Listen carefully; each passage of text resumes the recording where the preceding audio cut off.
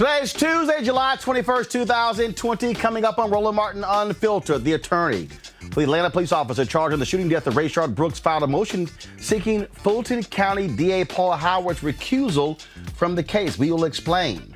In Detroit, a police officer who fired rubber bullets at 3 journalists during a police brutality protest was charged with multiple counts of felony assault. Also, this morning, a judge heard the lawsuit Governor Brian Kemp has filed against Mayor Keisha Lance Bottoms of Atlanta over her mask mandate and reopening plans. We'll also talk about whether there should be a nationwide mask mandate and where we are with testing any possible vaccine. Protests in Portland, Oregon continue, and neither side is backing down. We'll talk with one of the activists. Also, it's Fibroids Awareness Month, and we're talking about why African-American women are disproportionately impacted. Plus, former gubernatorial candidate Andrew Gillum speaks for the first time about after he checked into rehab after he was discovered passed out in a Miami hotel room. And also, we talked about that speech John Lewis was supposed to give at the March on Washington for Jobs and Freedom. Well, we're going to play a video for you of Danny Glover reading the speech that he wanted to give. All of that right here on Roland Martin Unfiltered. It's time to bring the funk. Let's go. He's got it. Whatever the biz, he's on it. Whatever it is, he's got the scoop, the fact, the find. And when it breaks, he's right on time and it's rolling. Best believe he's knowing. Putting it down from sports to news to politics. With entertainment just for kicks, he's rolling. It's on go, y'all. It's Roland Martin, Rolling with Roland now. He's funk, he's fresh, he's real, the best, you know he's Roland Martin now.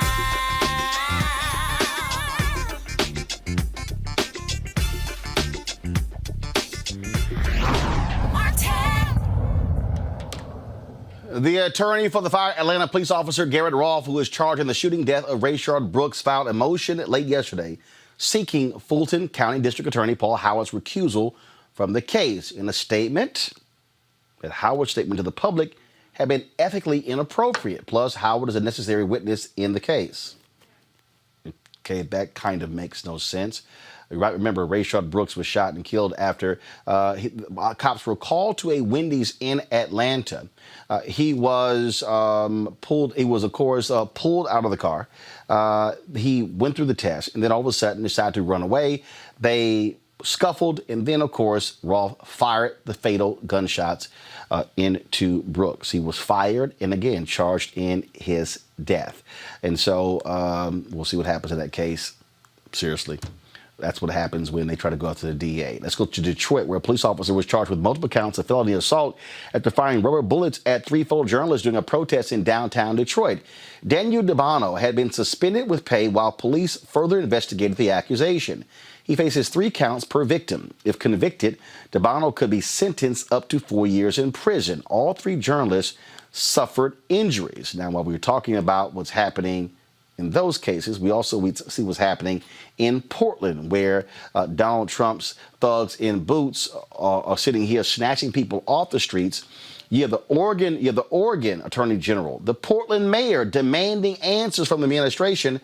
Then Donald Trump says that he might be unleashing those federal agents to other places. And I've seen this video right here. This is an actual a veteran right here, veteran of the U.S. Navy. And they beat him with the baton. My man did not flinch at all. And what he did was he went up to these federal officers saying that, remember the oath that you took. But what has happened as a result of this, you've had thousands more people who have come out as a result of these tactics by these unidentified federal officers and have been protested. We're going to show that to you in a little bit, just a moment. Let's go to my panel. Kelly Bethea, communication strategist, Dr. Mustafa Santiago Ali, former senior advisor for environmental justice, EPA. We also have on the show, Amisha Cross, political analyst and Democratic strategist. Mustafa, I'm going to start with you. The thing here is real simple. Trump is trying to unleash these federal officers. They have not informed the Oregon Attorney General who they are or the mayor. They're demanding answers. And Bill Barr is acting as if everything is fine to have people who are unidentified driving unmarked cars.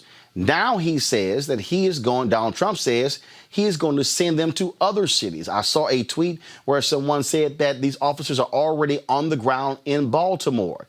This is Donald Trump and Bill Barr trying to operate like dictators in the United States. Yeah, and people have the right to peacefully protest. And you're utilizing individuals who do not have the proper training, so you see them doing all kinds of egregious behaviors. And the reality of this situation is quite clear. The president knows that he's in trouble. He's trying to rally support by showing that what he assumes is being a tough on crime, holding people accountable type of paradigm that he operates from. Of course, we know that only applies to those states, those cities that have not been supportive of him, because we don't see them going into red states doing these types of behaviors. We didn't see them utilizing these types of Gestapo tactics with the folks who were rushing state houses, and demanding governors to do certain things in a COVID-19 moment. So we understand he's just trying to fan the flames continually to actually get people riled up. And if we had a Department of Justice that was actually doing its job, it would check him. But of course, Bill Barr is in his back pocket and continues to allow these types of violations of people's constitutional rights and a number of other rights as well. Amisha, real simple. This is an ad the Trump people have put out. And I've been telling people, this is the goal. The goal is to scare white people. That, oh my God, they're going to destroy the country. Watch this. Seattle's pledged to defund its police department by 50%, even including a proposal to remove 911 dispatchers from police control. Joe Biden said he's absolutely on board with defunding the police. Listen closely. Yes, absolutely. Hello, you've reached 911. I'm sorry that there is no one here to answer your emergency call, but leave a message and we'll get back to you as soon as we can. Crime will rise significantly. I'm Donald J. Trump, and I approve this message. First of all, you saw the lie. You saw the lie in there where they used a soundbite of Sean Hannity saying Joe Biden wants to defund the police. That's a lie. But then they used the Biden soundbite when he was actually responding to the question of reducing police funding and shifting resources to mental health services. So they used the text, but the Sean Hannity soundbite, defund the police. They want to scare white people. They want to scare older white people that, oh my God, the people are taking over these cities, and so therefore I'm the only one who can save you. Amisha, that's the goal. That is the goal, and you're absolutely right, Roland. And this isn't the first commercial that the Trump campaign has run that appears to be like that, where they're splicing together different things that don't actually fit, and they are basically drawing what they think is a clear line to showcase that Democrats don't care about your safety. And this isn't the first time, and Trump actually isn't even the first president who's used a fear tactic like this to try to get more older white people specifically and white women to jump on board to support conservatives.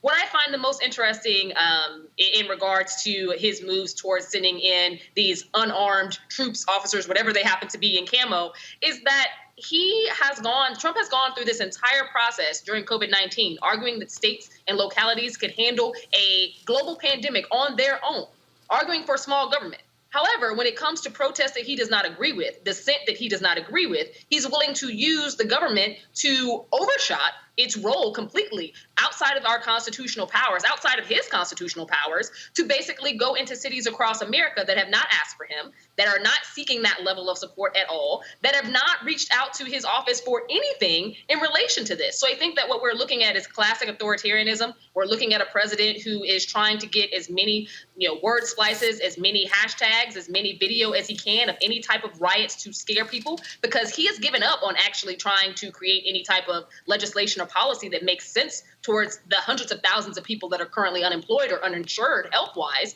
And he's gone straight to their deepest, darkest fears. And that is that level of anarchy and there not being any police. And then, of course, you have you always can find somebody black to go out there and say some stupid stuff.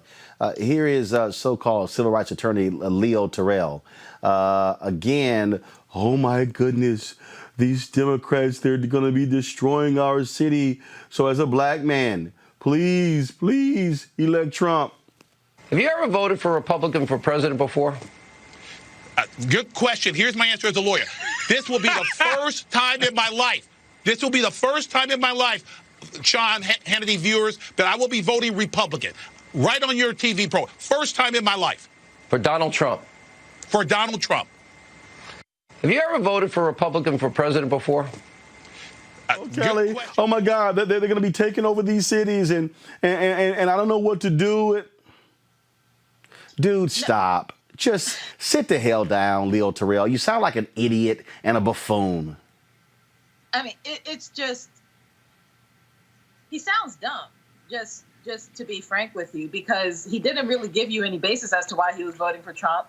He was just, again, promoting propaganda, promoting and insinuating. Actually, you know what? Let me go ahead and give you this here. So he went to let me tell you how bad he is. He goes to OANN, which is a joke of a network, a Kanon experience conspiracy. So listen to this. This is the propaganda he's pushing. Now, just earlier you said that you support President Donald Trump. I want to hear from you personally why all of a sudden you came out in support of him. Let me be very clear about why I support the president. I want everyone to hear this. In the last 3 years, Donald J. Trump has done more for people of color than the Obama-Biden administration for 8 years. Let me give you some examples. Donald Trump funded historically black colleges. Donald Trump passed a law, the First Step Law, that reversed the mass incarceration that Joe Biden did in 1994. Donald Trump signed an executive order for police reform. And then you have a black South Carolinian Republican Senator, Tim Scott, who tried to get legislation in the Senate. Guess what? 2 black Democrats, Kamala Harris and Cory Booker, stopped that legislation. Donald Trump can help people of color. I'm begging Democrats, people of color, to leave the Democratic Party and vote Republican and vote for Donald Trump, because I do not want chaos in the city and throughout this country. All right, so I do not want chaos. He acts as if Trump has not unleashed chaos, Kelly. All I see right now coming out of the administration, honestly, for the past 4 years, has been chaos. It has been an absolute just cacophony of mess and just no order whatsoever, which is ironic because all Donald Trump says is, law and order, and that's what I'm about, and this, that, and the third. And he's doing anything and everything but perpetuating that kind of sentiment, especially when it comes to putting out military against protesters who are peacefully protesting. It is scary to me, and it is honestly reminiscent of what we've learned from Tulsa and Greenwood and this, covert operations from government and possible self-deputizing these people, because we don't know who's who. They're unmarked, they're unlabeled.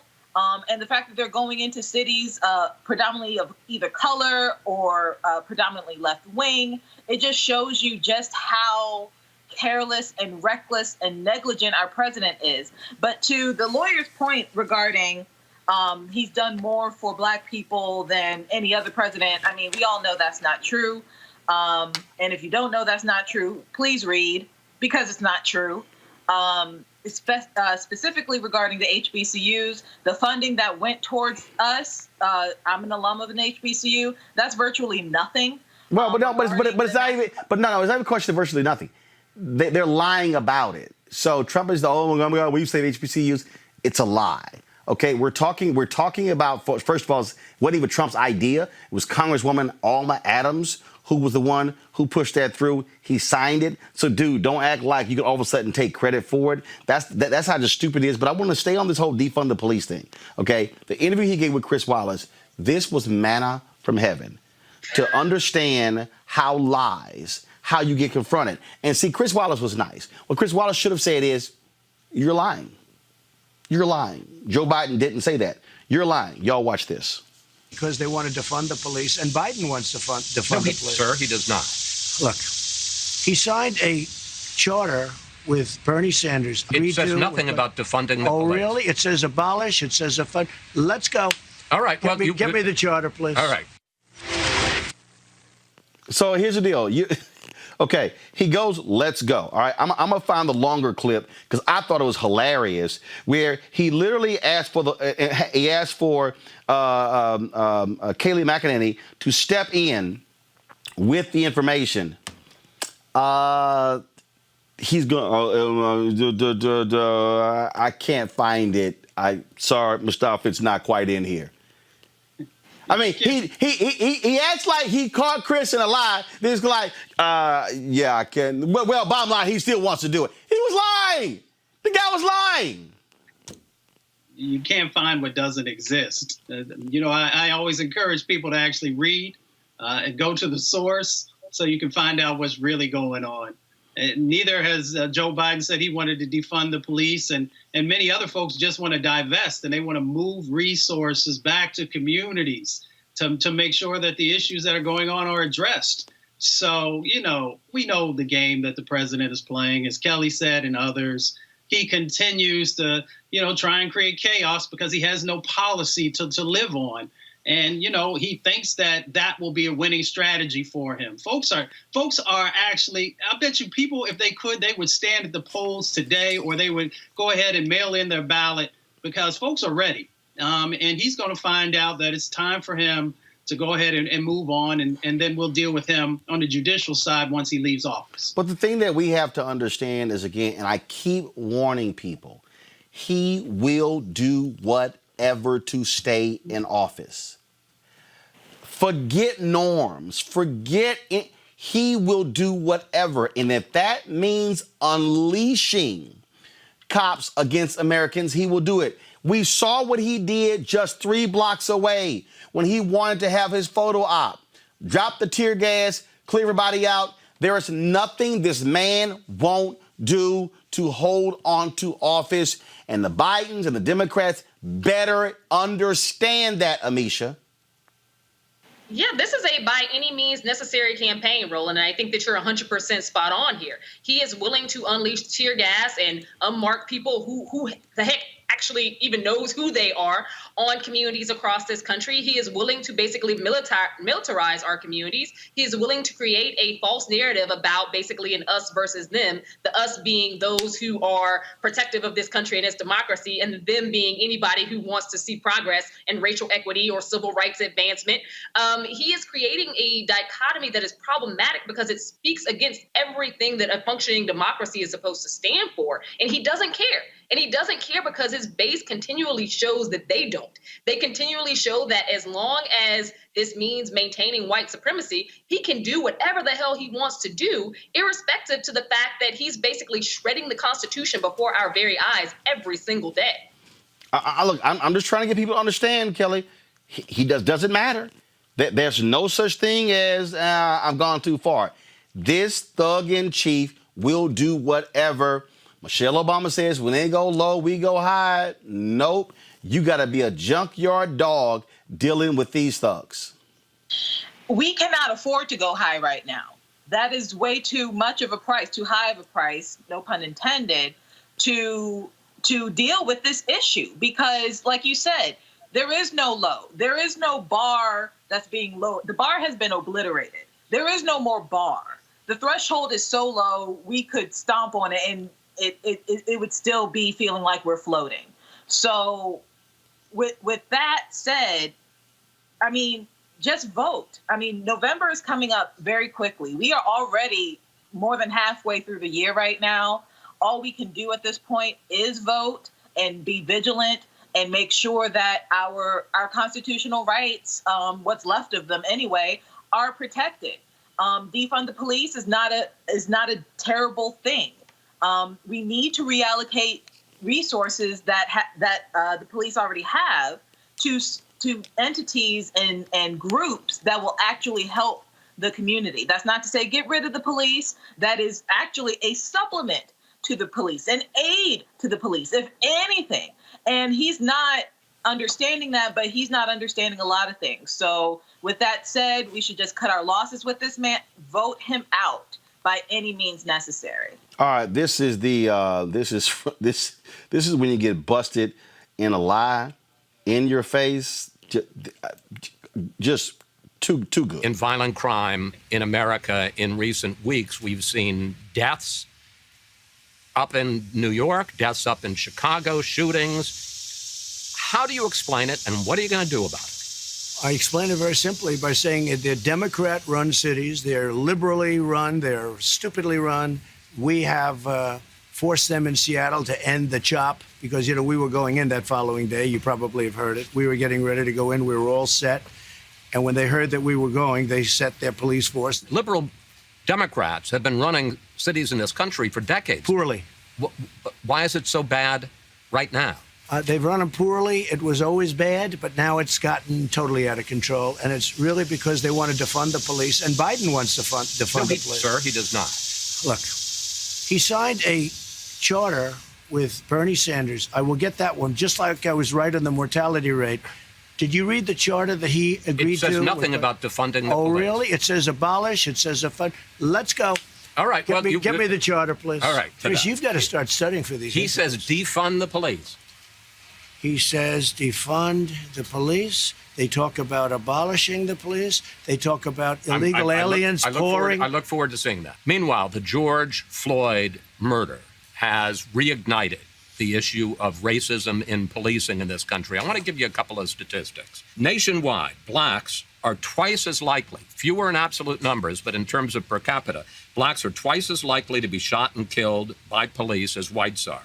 In Minneapolis, over the last 5 years, police used force against blacks at a rate 7 times that against whites. Can you understand why blacks would be angry at that? Of course I do. Of course I do. Many whites are killed also. You have to say that. I mean, many whites are killed. I hate the sound, but this is going on for decades. This is going on for a long time, long before I got here. If you look at what's gone on in Portland, those are anarchists, and we've taken a very tough stand. If we didn't take a stand in Portland, we've arrested many of these leaders. If we didn't take that stand, right now you would have a problem like, they were going to lose Portland. So let's see what this says here. Prosecution, sanctuary cities, incentivize illegal alien, expand asylum, abolish immigration detention. No, that's not. Well, no, fine. Okay. This thing is many pages long. End prosecution of illegal border crossers. Support deathly, and these are the worst things. Sir, I'm not disagreeing with you on any of those. I'm disagreeing about defund police. The White House never sent us evidence the Bernie Biden platform calls for defunding or abolishing police because there is none. It calls for increased funding for police departments that meet... Can somebody answer? So, boys, Chris, you need to do your research better. No, how about your dumb ass learn how to read, Kelly? That's what Chris should have said. You the one can't read. It's not even about reading at this point. It's about comprehension and his blatant ineptitude. Like, he really does not know what he's doing. He really doesn't. All he knows is how to disrupt. All he knows is how to incite and to create chaos. He's talking about, liberal cities being a wasteland, and Portland is, a bunch of full of anarchists or whatever. He's bringing the anarchy. He's bringing the chaos. He is bringing the discomfort and the disruption and the destruction of these cities and of these people and of these societal pillars, such as freedom of speech, right to protest, all of these things. He's the president of the United States is infringing upon our right to protest. He's infringing on the very first right we have in the Constitution, in the Bill of Rights, within the Constitution, is freedom of speech. So for me, it's laughable, but not in a humorous way. It's just, it's really pathetic how he has been able to continue this. And it's not just him; it's his entire administration. But that's why. And that's what's really frustrating. But me. that, It's but, people with actual degrees who have actually been in the business, who have been in administrations or in policy. But they want to be in power. Perpetuating this president. They want to be in power. So it's sick. They want to be in power. They want to be in power. What is required here? What is required here is, again, people need to understand. If they are going to lie this blatantly now, what do you think is going to happen if there's another 4 years?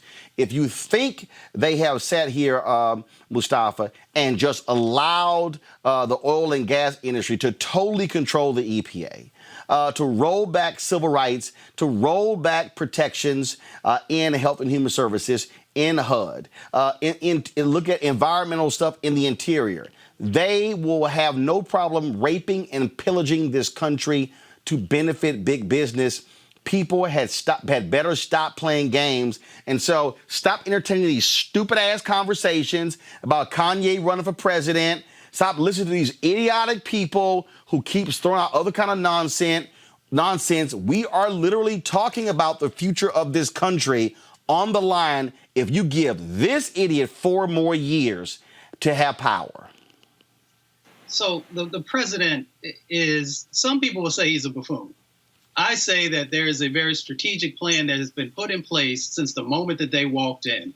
They understood how to manipulate policy. They understood how to begin to dismantle the foundational pieces that are important to our democracy, but are also important to people actually being able to survive.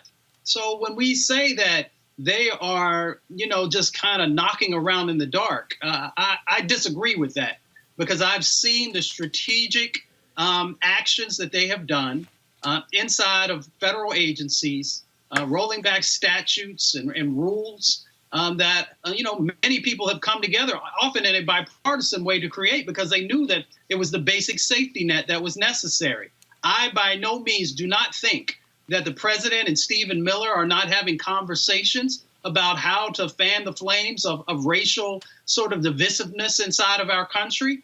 So I think that there is a very clear plan for the president, and he utilizes the opportunities with the media to continue to play folks.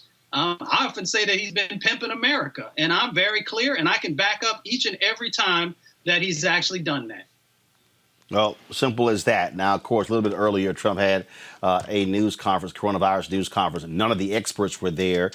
He actually tried to sound sane. Then he even said that, I've always been advocating the wearing of masks. Well, now you have Surgeon General Jerome Adams out there saying, look, that he does not think a national mask mandatory is necessary, but at the same time urged all Americans to continue to wear face coverings. Guys, seriously, y'all.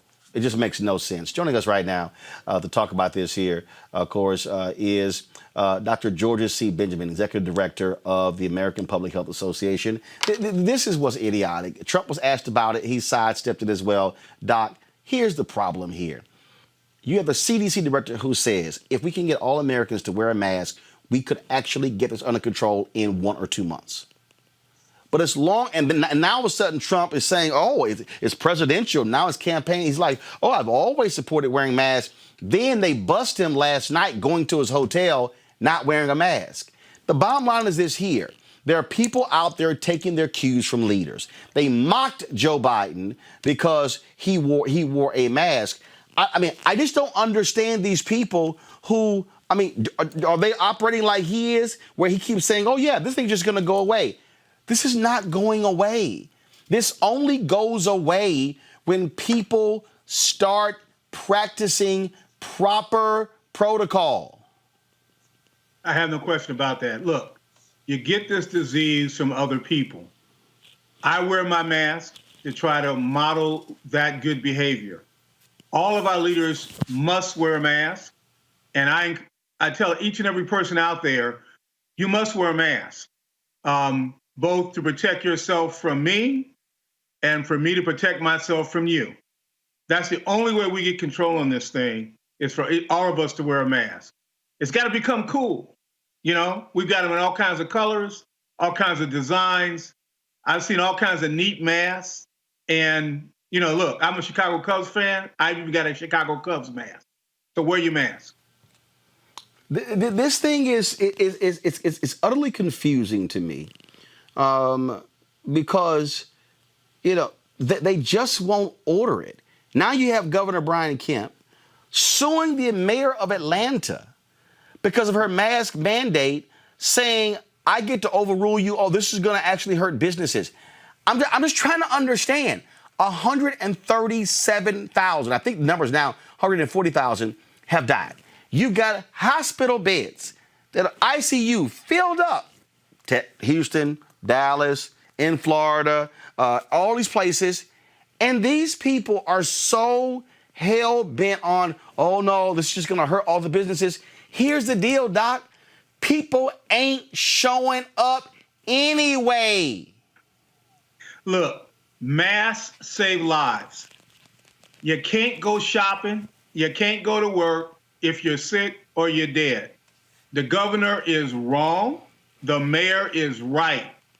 There's no debate about this. The governor in Georgia is wrong, and the mayor of Atlanta is wise and smart and is right. By the way, she's also had COVID, her and her family. Yeah. So she's also committed. So I hope the courts will, follow the right, do the right thing, and save lives. I know sometimes lawyers just do the law, but this is about saving lives. And look, and I just keep saying this to black people. I saw a story of a black woman in Florida. Her 22-year-old child died. Daughter died of COVID-19. Then her 19-year-old son died of COVID-19. Black people are dying. And I'm like, you know what? If non-black people want to kill themselves, hey, boo, knock yourself out. But I'm like, black people, you better be wearing masks. You better be practicing safe distancing, not playing games, not having a whole bunch of people over to the house in these groups, because this is not going anywhere. And we're seeing how it's impacting the southern states. And that's where more than half of us live. Well, all I can say is, look, we know who's doing things in our best interest. And those elected leaders that are not supporting the wear of the mask are not doing things in our best interest. And those that are supporting wearing the mask are doing things in our best interest. I usually do things with people that are in my best interest. When it comes to testing, we still have been too narrow when it comes to testing. We're now long way to go. So we're operating now in July. When does flu season start? Because now you're going to be dealing with those shots as well. So you're going to have all of these forces converging. You don't have the capacity to handle all of that because the federal government hasn't done what they were supposed to do. That's right. Look, we have one disease in which we have an effective vaccine for, which is influenza, the flu shot. And then we have another disease which has very similar symptoms and is more severe, I might add, has a higher death rate, for which we don't yet have a vaccine, although we've got some promising ideas on how to get one. The best thing we can do as a nation right now is get your flu shot in the fall. That way we'll know that if you get sick, it's not the flu, it's something else. So that's the first thing we can do. Everybody ought to get their flu shot. And I know many of us are out there concerned about this and concerned about that. Get your flu shot. It's safe and effective. There are a few people who can't take it for medical reasons, if you're allergic to eggs and a few other things. But almost all the rest of us can get a flu shot. So we should get that. And then we need to continue to wear a mask, wash our hands, physically distant. If we're sick, don't go to work, don't go to school. Don't go out with others if you're sick. And then when this vaccine comes, I hope it is sometime next year, and we'll understand how safe and effective it is, then at that time, we'll give you recommendations on that vaccine on how and when to take it. All right. Dr. Georgia C. Benjamin, Executive Director of the American Public Health Association. We appreciate it. Thanks a lot. Roland, take care. Thank you. All right, folks. Let's talk about that lying president.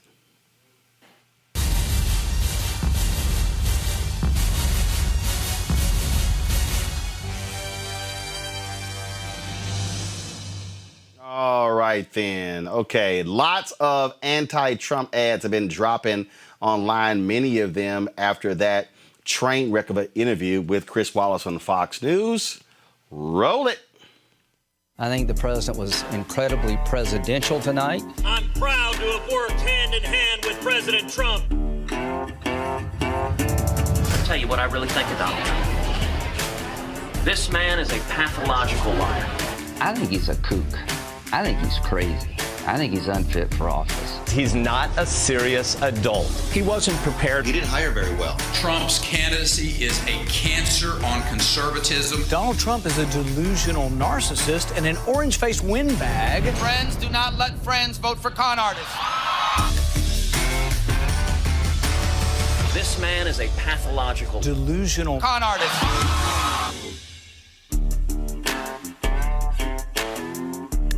Join the other Republican voters against Trump at rvat.org.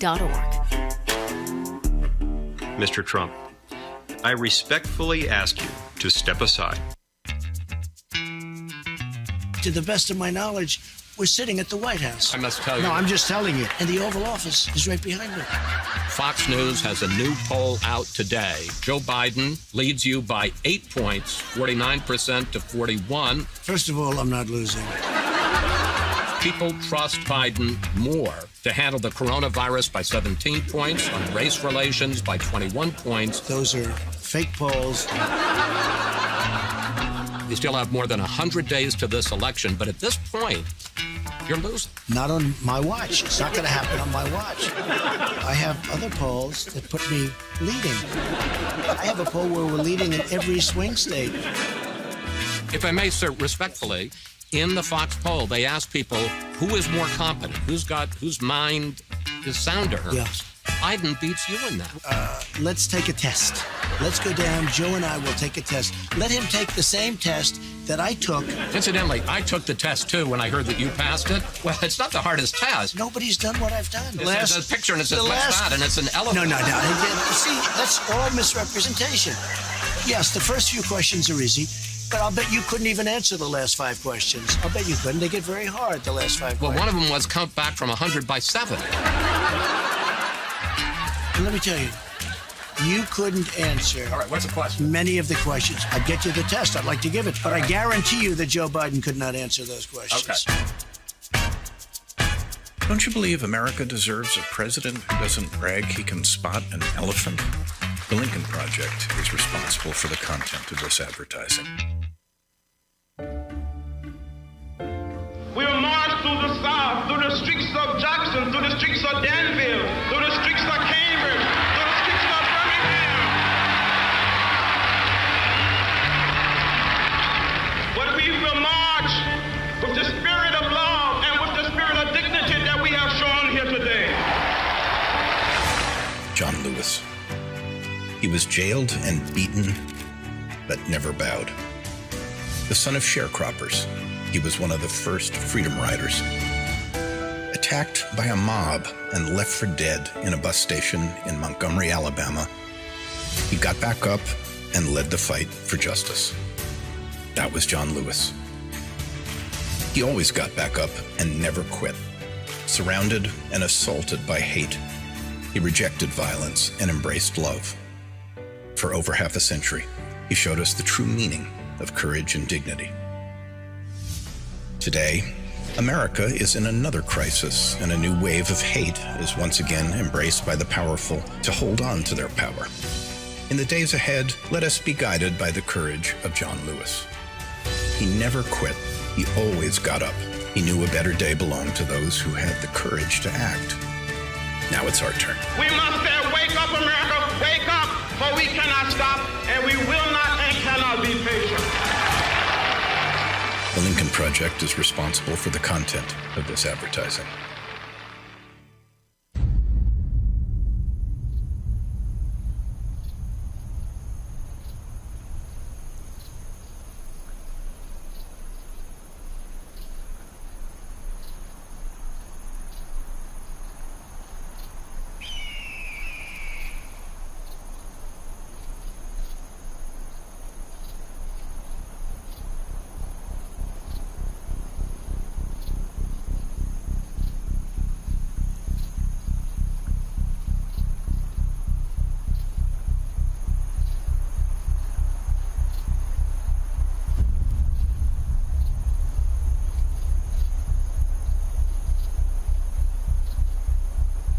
those walls better than me, believe me.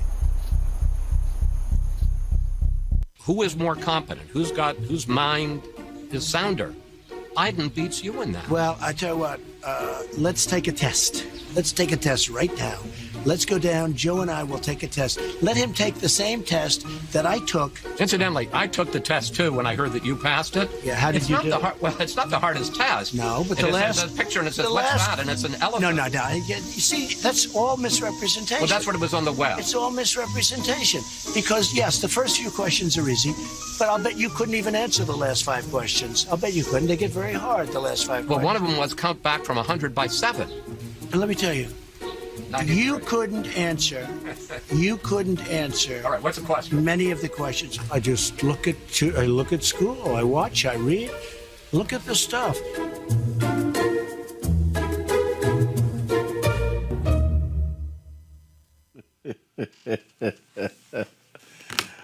Oh.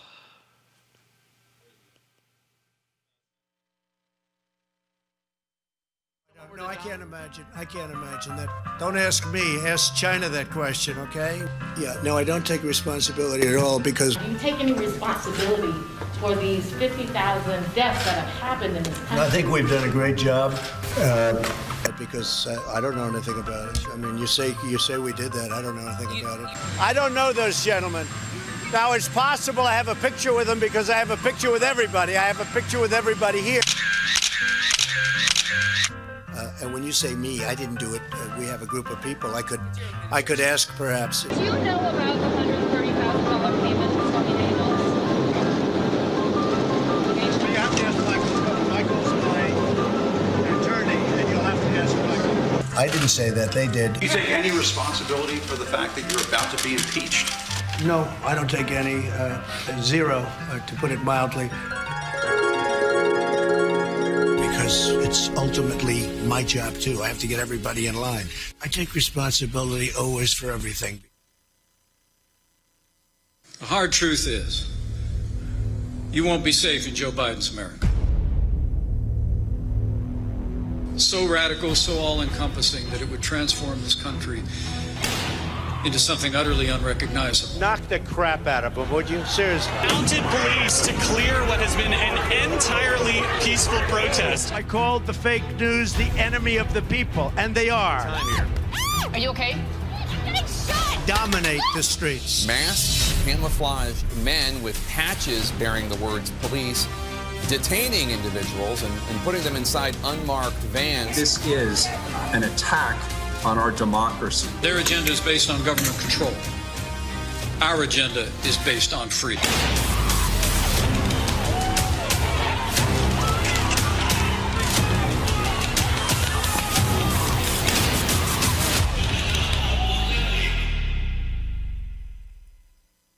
Who has heard the poem called The Snake? My father gave me a small loan of $1 million. Well-documented and severe financial downturn in the past year. You know about sexual predators and things like that. I mean... You are one. All right. And it's more than anger. It's hatred. They're bringing drugs. They're bringing crime. They're rapists. Down the path, along the lake, a tender-hearted woman saw a poor, half-frozen steak. You'll absolutely love Trump steaks. More than 150 former students allege Trump University was a fraud. Persistently illegal conduct at the president's charity. Take me in, oh tender woman. Take me in, for heaven's sake. Take me in, oh tender woman. Sigh the vicious. Would you denounce what happened in 2016? President Putin was extremely strong and powerful in his denial today. He withheld the money. He withheld the meeting. He used it to coerce Ukraine to do these political investigations. The American embassy in Baghdad under siege. She stroked his pretty skin again and held him tight. The Chinese government awarded Ivanka Trump's brand 7 new trademarks. They're a pack of grifters. His campaign manager's got 2 condos, a Ferrari, a yacht. They're all just fleecing the campaign. That snake gave her a vicious bite. The coronavirus. This is their new hoax. The U.S. now leading the world in deaths.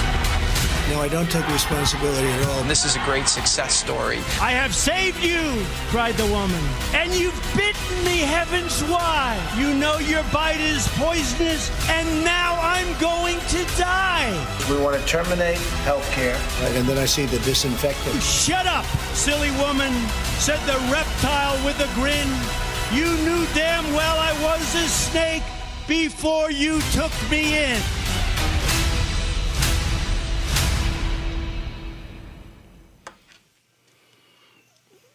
Amisha, going from laughter, mocking to serious, those series of online ads also that are going to be shown in some targeted markets, I mean, that's effective marketing to reach folks. Just your assessment. It's effective. It's poignant. It is him live. Like, these are the words that came out of the snake's mouth.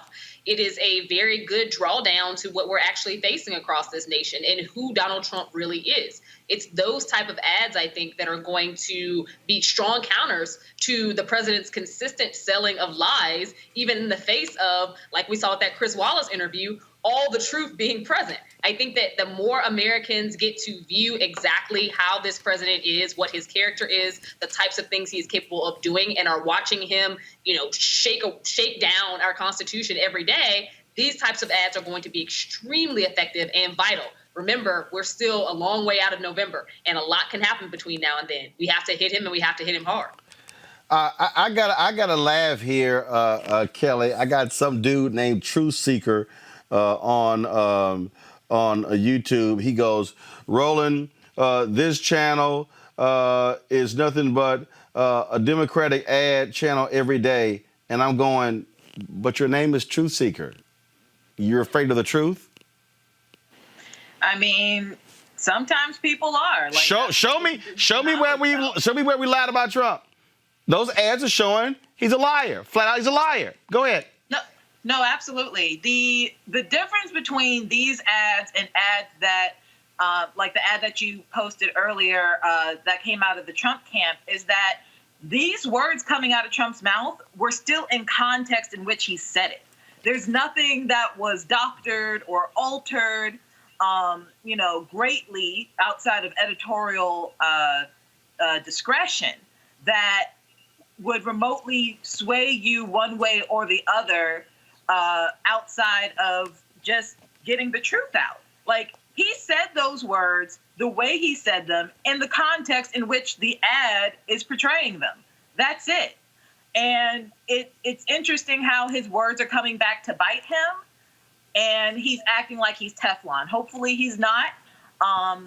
This is the first time in history that an impeached president I'm sorry, Bill Clinton and the other one. But he's been impeached, and he's actually liable for a couple more impeachments if they actually wanted to bring it forward. He's just a corrupt, disgusting, pathetic man. And these ads show that in all its glory. Well, I just sort of crack up at the people who get upset when you literally use his own words. He said, I don't take responsibility. That's what he said. And then he lied today. Oh, I'm always advocating the wearing of masks. Dude, stop it. Mustafa, he's a massive liar. Donald Trump will lie about a lie.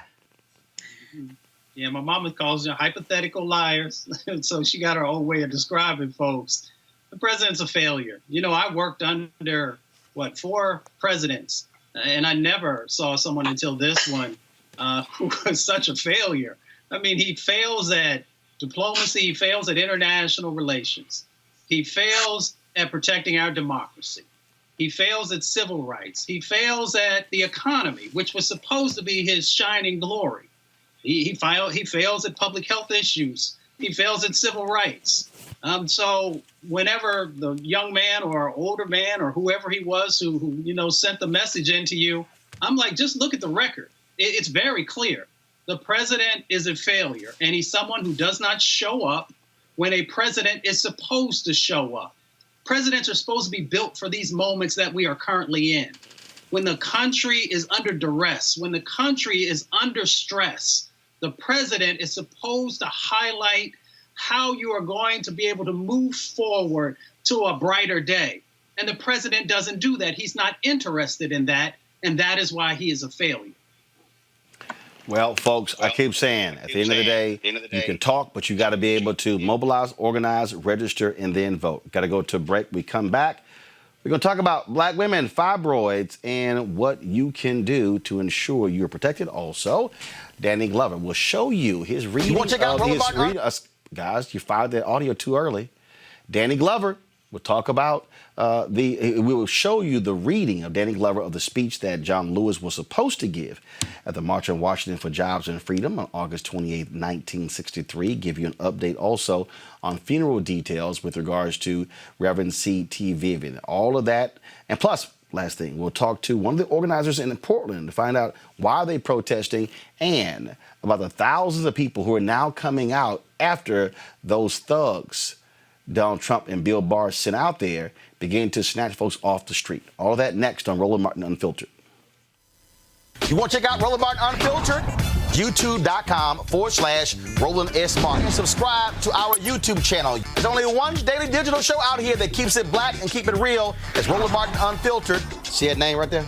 Roland Martin Unfiltered. Like, share, and subscribe to our YouTube channel. That's youtube.com/Roland S. Martin. And don't forget to turn on your notifications so when we go live, you'll know it.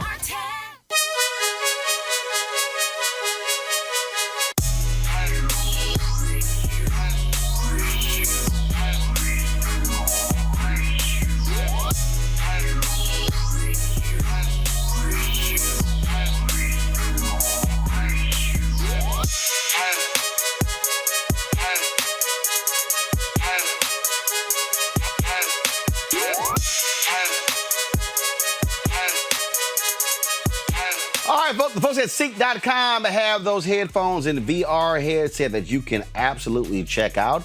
Of course, the headphones, first of all, the VR headset allows for you to place your phone inside of that headset to be able to watch virtual reality video if you go to the content that's available on Ceek.com or other VR video. Plus, the headphones are 360-degree 4D headphones, great surround sound. You can use those when it comes to music, when it comes to gaming, when it comes to talking, all that sort of different deal. If you want to purchase those, go to Ceek.com, CEEK.com. Use the promo code RMVIP2020. RMVIP 2020. This is a black-owned company, and so, you know, we support black-owned tech companies, and so we want to be able to provide that for you. So don't forget, Ceek.com, CEEK.com. Use the promo code RMVIP 2020. Uterine fibroids are non-cancerous growths in the uterus. It is common, but rather unexposed condition that an estimated 70 to 80% of women deal with by the age of 50. However, compared to racial groups, black women are 80 to 90% more likely to develop uterine fibroids. Black women also tend to experience fibroids at a younger age. Well, there's a fibroid summit coming up that will address that issue and more. Joining us now is nutritionist and founder of the DetoxNow.com, Coach Jesse Thompson. Jesse, glad to have you on the show. So we had a woman on the other day who created her own feminine hygiene products company, and she said because of her experience with fibroids, and she felt that the chemicals that were being used in the products were having a negative impact on her and other black women. For the folks out there, I mean, how significant is this for black women? And is there an understanding of really what causes fibroids? Absolutely. First of all, thank you so much for having me on and supporting us and telling our story, as you always do, Roland. And I personally, greatly appreciate you always providing an opportunity for me to share my own work. So first of all, Fibroids Awareness Month is July, so we're all talking about it right now, but it disproportionately affects black women. The issue related to the commercial feminine products that was spoken about earlier this week is very spot on. It is one of the contributors, the specific when it comes to the dyes, the chemicals that are found in these commercial name brand feminine products. is a contributor to heavy bleeding. And again, the toxicity of in those products, those chemicals, it actually stimulates heavier bleeding, all right? But when we look at, because you did a great job talking about what they are, but the root cause that we often are left asking why, because doctors always say, well, we don't know why. We don't know what the cause is, but we know based on research that is actually prevalent out there that the root cause of fibroids is estrogen dominance, which is triggered by stress, diet, and pollutants. And the key thing here is not just that it's triggered by stress, diet, and pollutants in women at large, because you talked about those stats, Roland. You said 70% of women at large, but then it goes up to 90% when you look at Black women. This is why I'm actually doing my Share the Mic Now Fibroid Summit this week and next with influencers such as activist and Love and Hip Hop star Yandy Smith, Angela Yee from The Breakfast Club, and tomorrow I'm actually taking over Ricky Lake's IG page all day long to raise awareness about fibroids and provide keen insights on the disease. The details, specifically, it boils down to the stress, the specific issue that causes why we are disproportionately affected by it is related to the stress and specifically the trauma of racism. Roland, when I look at, we've been doing this for about 5 years now. We came on your show and we had a testimonial with us, and she talked about how she eliminated fibroids and cysts on our program.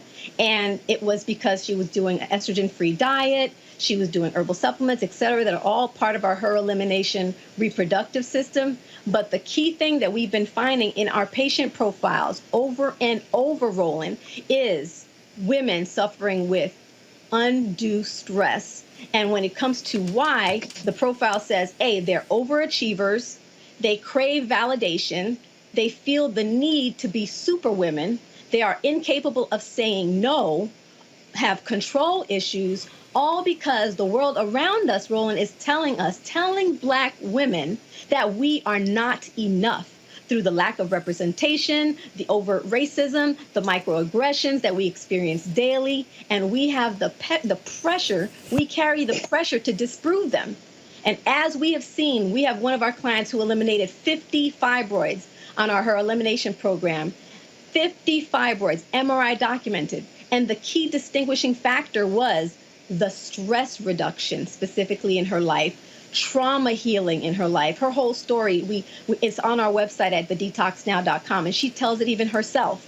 And she shows her MRI reports. And even recently, another woman just during quarantine, she eliminated a 7+ centimeter fibroid literally in about 5 weeks. So we know that when the stress factor is addressed, that it is something that we see the difference in terms of the acceleration of the reversal. And we also see the acceleration of the symptoms, like you said, the heavy bleeding, the anemia that can lead to heart failure, blood clots that come from, again, restriction from the larger fibroids, restriction of arteries from the larger fibroids that Black women tend to statistically, experience at more frequently. It's all the same linkage. Questions. Let's start with Kelly. Kelly, question for Jesse Thompson. Hi. Hi, Kelly. I am totally in agreement with you that a large reason that us Black women frequently have fibroids is because of stress. But also the reason we are stressed out is because of systems that are not in place for us. They look like it, but they're not necessarily. So speaking from experience of having to be independent, yet wanting to be dependent in many regards, how do you reconcile that? And any tips that you have regarding self-care in the event that you cannot reconcile the need to depend on someone? Very good point. These are the things that we deal with in our coaching sessions, okay? So key things is understanding what you can control and what you can't. What kind of community and support systems you can basically align around you. And self-care tips, everything from number one is eliminating toxic relationships, eliminating too much. There's this pressure of us to say yes and not to be able to say no when we need to. And what I like to say is saying no may make you feel bad, but it doesn't make me, it may make you feel sad, but it doesn't make me bad. Because again, we're looking for that validation. So one of the key things that we equip women with in our program is being comfortable with saying no, because no is a complete sentence, right? When a woman craves validation, saying no. It's a wonderful feeling. That's a wonderful thing. It's a wonderful thing, right? But there are too many of us who are not comfortable saying no, because there's that fear of lacking that validation, lacking that approval. Got it. And when it comes to self-care tips, there are things like, number one, making sure every day you're spending time doing things that only make, that only increase your joy, right? That's a very important part and deep breathing and meditation and prayer, but focusing time to slow your life down, slow down, create breathing room between the events in your life so that you can recover. Shutting down specifically social media at certain times, giving yourself fast from these things, all allow you to recover. Amisha? Well, first off, I wanted to thank you, Roland, for opening the conversation, and thank your guests as well. As someone who found out I had fibroids just last year at 31, I had 8 fibroids, and one of them was the size of a 3rd trimester pregnancy. I was rushed to the hospital to go through a lot of invasive treatments to make sure that it would stop growing. So I understand the connection that you're having here, because I went through several specialists before anything was done. And as someone who is otherwise healthy, does not have any types of, other issues with weight or anything like that, or blood pressure or anything, the side effects of fibroids are extremely excruciating and problematic. And I think that for me, I was lucky in many ways because I have good health insurance, but a lot of African-American women do not. And when we talk about the level of specialists, the level of care, and the costs associated with it, even with my health insurance, I came off owing close to $12,000 after my insurance paid for, the part that it paid for. So I do want to also talk to you about, I know that people talk about natural remedies and things like that. Doctors typically don't recommend those because fibroids have a habit of coming back even after they're treated. So what is your, what would you tell women who can't reduce their stress? Because I think that's an easy thing to say in terms of self-care. But if every day you are a single mom, you are the main caregiver in your household, the rent is due in a few weeks, there is no way to really relieve that type of stress when everything falls on you. What do you have to say to those women and those who may have fibroids but don't necessarily have the treatment options available to someone who has greater access to healthcare? Lots of great points you brought up there. First, I would start by saying there's always something you can do to take better care of yourself, because guess what? When you remove them surgically, they come back. I had 5 fibroid surgeries, 5 surgeries for complications from those fibroid surgeries, specifically because it was never dealt with at the root cause. So where there's myomectomies, and here's the deal, doctors with specifically are quick to cut on Black women, and we are the highest recipients of hysterectomies because they're looking to, number one, just take our uterus, okay? And I think there's a lot connection there around just neutering us.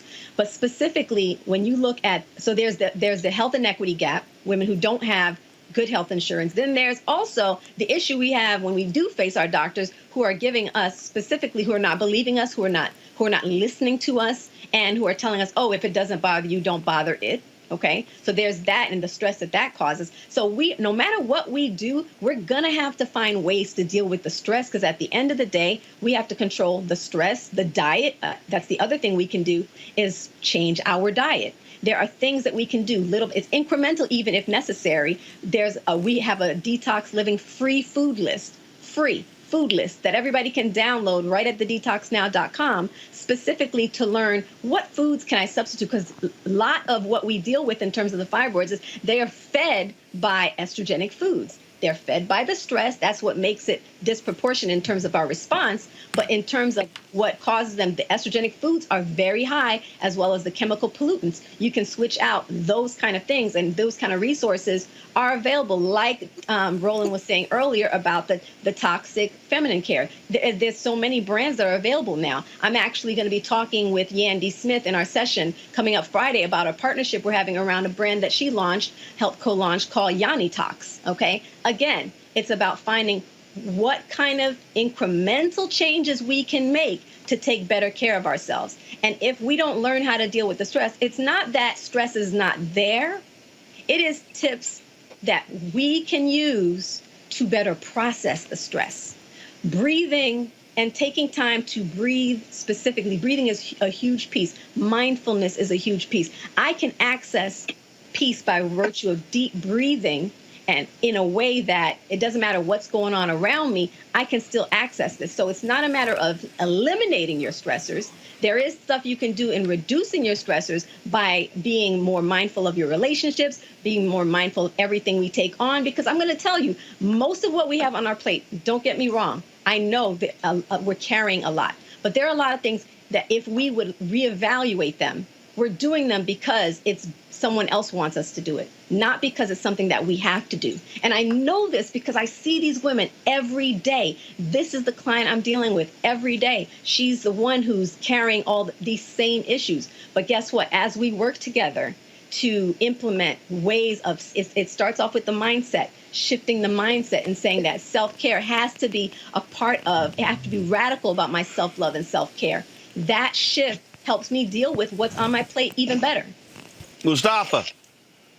Yeah, I just want to say thank you. I've had a number of members in my family who have suffered from this. And thank you also for raising the issues around nutrition, because in our communities we deal with food desert issues and can't access healthy food. And then also on the environmental side, huge impacts that happen inside of our bodies because of that. My question would be, for all the folks who are watching, are there policy recommendations that we should be getting behind to help to make sure that we're, utilizing that as a way of supporting and building a foundation underneath of the work that you're doing? Great question. I love that. So, on our IG Live yesterday, the first one in the summit, I was talking to neuroscientist Dr. Caroline Leaf, and we talked about how 7% of the diseases, 7%, of the diseases are born from genetic reasons, right? So 93% actually comes from things, lifestyle determinants are what they call them, that we can change. They're called social determinants. And guess what's at the top of that list, Mustafa? Nutrition, food insecurity, like you talked about. So there are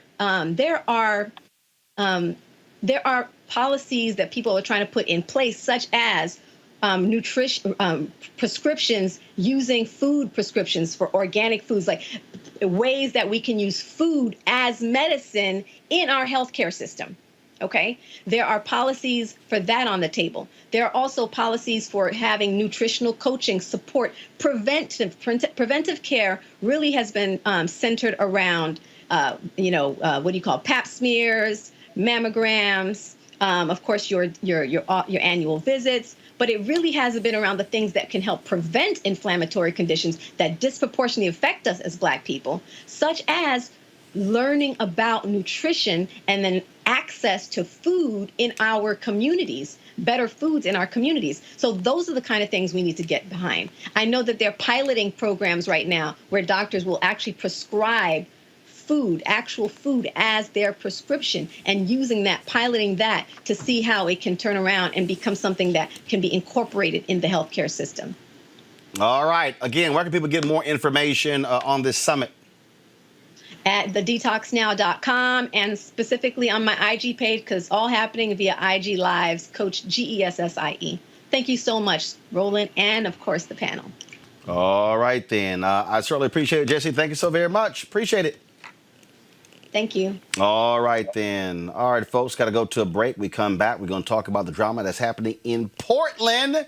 Man, those federal officers, they done pissed off all on white mamas, and they are coming out in droves. We'll show you next. Roland Martin Unfiltered. Want to support Roland Martin Unfiltered? Be sure to join our Bring the Funk fan club. Every dollar that you give to us supports our daily digital show. There's only one daily digital show out here that keeps it black and keep it real as Roland Martin Unfiltered. Support the Roland Martin Unfiltered daily digital show by going to RolandMartinUnfiltered.com. Our goal is to get 20,000 of our fans contributing $50 each for the whole year. You can make this possible. RolandMartinUnfiltered.com. So let me do this here. So before I go to my next story, so let me just say this here. And I need to say this to men out there. Okay, first and foremost, this is a show that we just don't deal with news and politics. We want to deal with issues that affect black people in a significant way. If you are a man and then you get a problem with that fibroid segment, you're a dumbass. You're a dumbass because your mama and your aunts and your sisters and your nieces and your cousins and the women who you date or marry have issues with fibroids. And so fibroids has an impact on relationships, on intimacy, on sex, is a health issue. And so I need men to understand that issues that affect women's health impacts black men, and issues that impacts black men's health impacts black women. And so I just need people to understand that. And so on this show, we're going to deal with a whole lot of stuff. And so if you got a problem with that segment, I don't give a shit. I'm just letting you know, because we're going to have those conversations. We're going to deal with these things because they matter. And so you've got women out there who've had fibroid issues. You heard Jesse, 5 surgeries. 5 surgeries. You've had women out there who've been pressured into having hysterectomies because of fibroids when they are preventable if we have the right information. The reason this show matters is because we provide information that you're not going to get on MSNBC, on CNN, on Fox News, on ABC, on NBC, and on CBS. That's why. That's why we have Fit, Live, Win health segments on Mondays. That's why we have our segments dealing with black entrepreneurs on Tuesdays. That's why we have our tech segment on Wednesday. That's why we have segments like this, because we just don't want to deal with police brutality or deal with economic issues or deal with education issues. We must deal with all of them. So that's why it's important. And so one of the reasons why we need you to support us in what we do when it comes to our Bring the Funk fan club. Because we are trying to help black people. Because we center black people on this show. We put black people first on this show. We don't simply say to black people, we'll cover you every now and then. And so, no, that simply can't be the case. When we talk about what's happening with black folks mentally, those things are important. See, what y'all don't understand is I actually track the show live, and I can see when we were talking about politics and I saw our numbers going up 5,000, 5,100, 5,200, and all of a sudden we get to fibroids and more than 500 people sort of just dropped off. I know what that's all about. And so I just need us to understand what it is we're trying to do with this show is to provide the kind of news and information that is specific to black people, providing black experts to deal with what's happening in our community. And so that's why it matters. That's why I appreciate the people who have supported us. That's why, in terms of what they do, I got tons of mail in a second. I'm going to go to one of the activists in Portland to talk about what's happening out there. And so, but I just want to share some stuff. Here's a shout out to Buster's Original Southern Barbecue. I told y'all they're in California. They actually dedicated one day of their proceeds at the barbecue restaurant to Roland Martin Unfiltered, and they sent this $1,600 check. So I appreciate what they did. They called it Blackout Tuesday. It was on July 7th. So if y'all are in Calistoga, California, they're at 1207 Foothill Boulevard. So please drop by Buster's Original Southern Barbecue. When I get back to traveling, I'm going to be sure to get on the road and swing by. But that's after I lose about 10 to 15 pounds. So, you know, I don't want to sit here and exacerbate things right now. So we're going to mess up our diet on that whole deal. Let's see here. I'm just going to read a few more. So let the Portland guests know I'm coming to them. Shout out to, let's see here. Shout out to Miss Priscilla Smith. Thank you so very much for joining our Bring the Funk fan club. I'm going to read a couple of, I told y'all, some people just send in checks or they send in money orders. Some people send in notes and I read some of those notes. And so $10 money order here. From, who is this? From Sandra Montague, New Vision Media. Keep up the excellent work. Sandra, we certainly appreciate it. We will do. Thank you so very much. Y'all can also, all of you people who are on YouTube right now, y'all can also support us right there on YouTube by giving on the YouTube channel. If you're watching on Facebook, we want y'all to support us as well. Periscope. Look. Bottom line, y'all, is freedom ain't free. And so we need your support to make this possible in order for us to continue to live and thrive.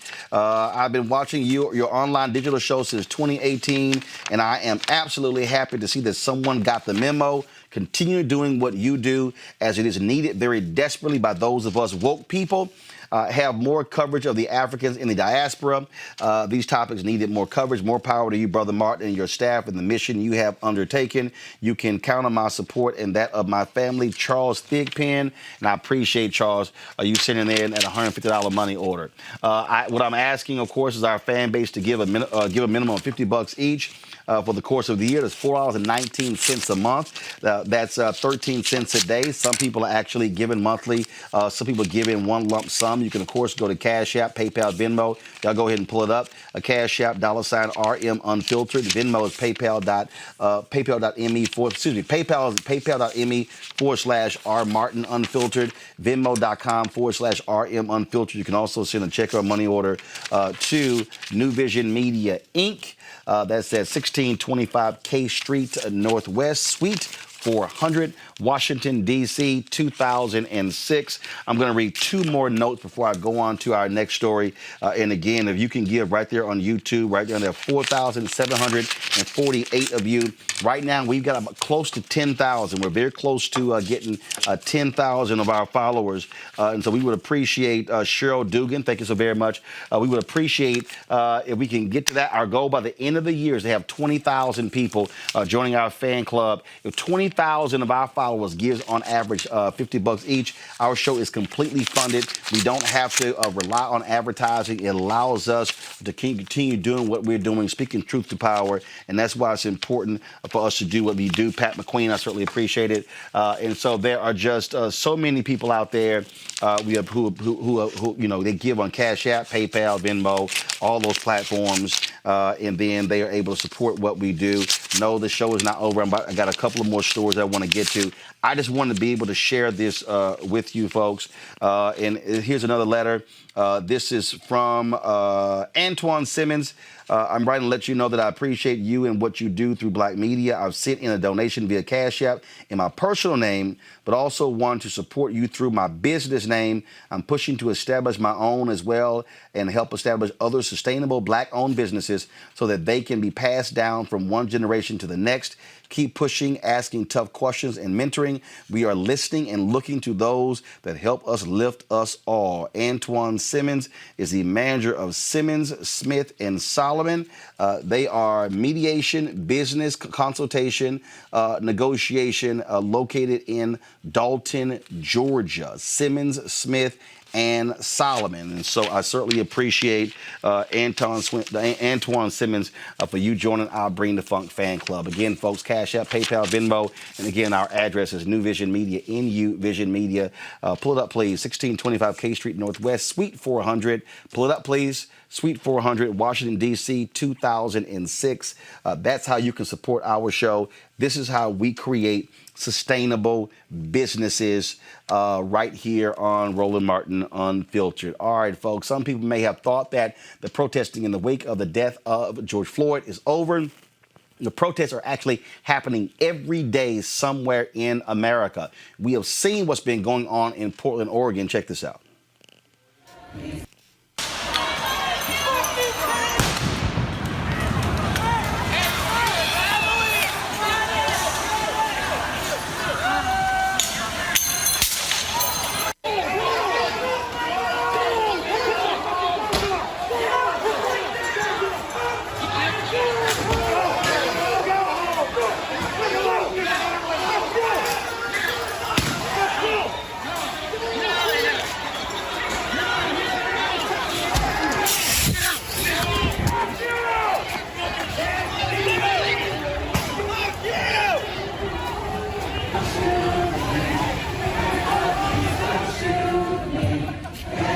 up, please don't shoot me. Hands up, please don't shoot me. Hands up, please don't shoot me.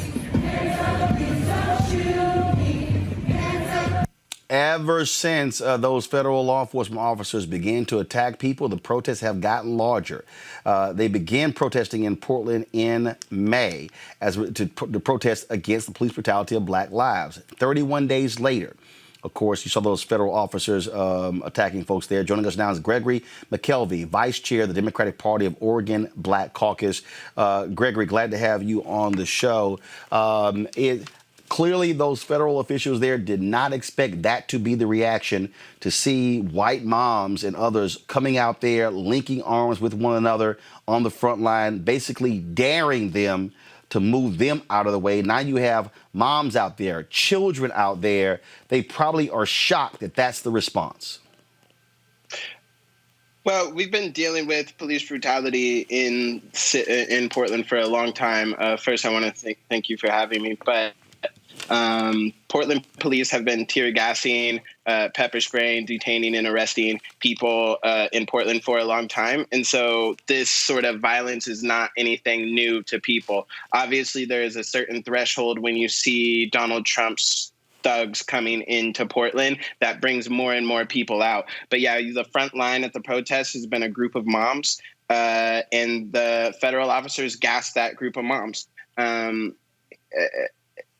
That's the situation that we're dealing with in Portland, but I think it's going to continue to drive people out into the streets. And I don't know how many officers Donald Trump has sent or is planning on sending, but I can say there's a hell of a lot more of us, and we're going to keep showing up. And I would guess that the numbers would grow every single day so long as they remain here. And so what do you make of, again, Donald Trump talking about all these anarchists in Portland, these radicals in Portland, alleging that the Portland protesters are unleashing violence on the city, tearing things up in the city, destroying the city?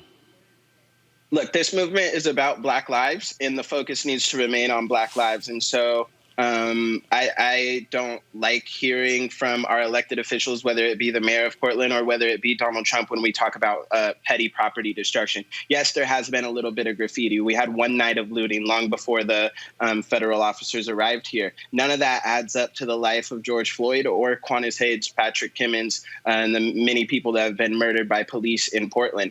And so when we talk about these are anarchists, not protesters, I think that that is not a distinction worth of making. There's no good protester versus bad protester. There are certain tactics that some protesters take that I assume a lot of people disagree with, but it should not detract from the entire movement. And we were really talking about a very small amount of graffiti, etc. And I still don't think that even, let's say, the entire city of Portland had been graffitied overnight by anarchists, that doesn't justify gassing the moms of Portland as they're trying to stand up for Black lives. When it comes to anarchists, yes, there are anarchists in Portland, and anarchism is a political ideology that has longstanding in Portland and globally, whether it be in the Spanish Civil War or in Europe and in places in America. And it's not all about just property destruction. It is a legitimate political theory that some people in Portland subscribe to, and that's okay. And it does not delegitimize the fact that these protests are still about Black lives, and that's where the focus should remain.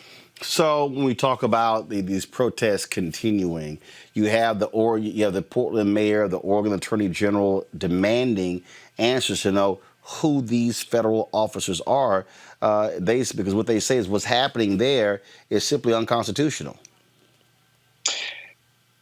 It's hard for the people of Portland to hear that from Portland's mayor, and I think it's a very similar situation in cities across the country, because the 50-some-odd days of protests that we had before federal troops came here had nothing to do with Donald Trump, and they were still being gassed, beaten, etc. And so what it appears for the people that are on the ground in Portland is that there is not an argument necessarily about tactics. The mayor of Portland, Ted Wheeler, has called the protesters these exact same words: violent anarchists, disruptors, outside agitators that Donald Trump is now using. So it's not a disagreement about rhetoric, but rather it's a disagreement over whose authority it is to, quote unquote, quell protesters.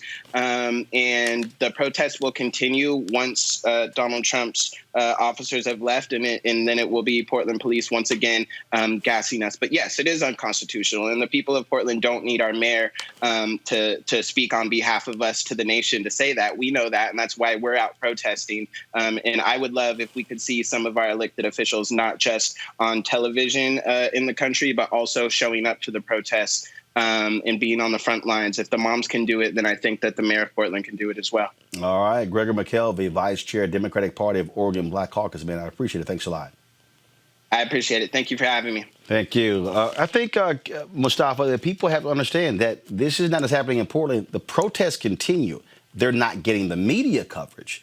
But the reality is this has been a sustained action since George Floyd was murdered 9 weeks ago. Yeah, this is a movement. It's not a moment. And, you know, we sometimes use those phrases, but it's important for people to actually understand that there is a cultural shift that is happening in our country where people are demanding justice. And it's not just people of colors, and it's not African Americans. There are white brothers and sisters who are true, authentic allies who are standing up, who are willing to put their bodies on the line as well. And that is the change that's happening. Along with the attention, of course, that when we get things on the media and those types of things, it's reminiscent, you know, of the 50s and 60s, where, especially the 60s, when cameras started to show the beatings that were happening. It was showing the police who were doing these egregious types of behaviors to protesters that people began to pay more attention to the civil rights movement. So, you know, hats off to the brothers and sisters who continue in the fight. This is important for people to understand, Amisha, because the constant protest keeps the pressure to do what's right. A lot of people, they really prefer, and again, folks in media have no problem. Oh, let's just move on to something else. But the story has to remain front and center. And it's no shock that media all of a sudden leaves when folks aren't burning stuff up, tearing stuff up. And that's why I keep trying to explain to people who say, oh, well, it should be peaceful demonstrations. Well, guess what? Where are the cameras? And you have a good point. Media also has a habit of emphasizing chaos. They like to create an us versus them narrative about what a good protester looks like versus what a not so good protester looks like. And I think that as soon as those, what they would describe as riots ended up going away, so did the cameras and the influence. That doesn't mean that people aren't still protesting in the streets. That's happening in hundreds of cities across America. And to Mustafa's point, many of those protesters are also lockstep with their white community members as well, who have decided that for weeks they are going to be out there with alongside African Americans who have not had their rights upheld by their cities and by their states, who have also having some really integral changes that they want to see throughout the country, but also in their localities. And what we're seeing now is that this administration, the Trump administration, greatly despises any level of concert of moving forward for Black people. And he is demonizing these protests solely because of why these protesters are in the streets. I think we talked about it earlier. He had absolutely no problem with the protest as long as it was about free speech and it was white people gun-toting and marching on capitals. As soon as it was Black people arguing for their rights, albeit peaceful protest, he decided he was going to send in this force of God knows what to actually try to quell and dismantle it. That's what we're seeing. Kelly. No, I agree with the panelists here. This is just a situation where, once again, our president is the one who is perpetuating the chaos. He is the one who is stirring the pot. And the people of Portland, Baltimore, D.C., Seattle, L.A., New York, we're all tired. We're all tired and we're fed up. And that's what you're seeing in Portland right now. That's what you're still seeing in D.C. right now and the other cities that I just mentioned. I have yet to be in D.C. where there's not a protest. Like you said, there's been a protest every single day.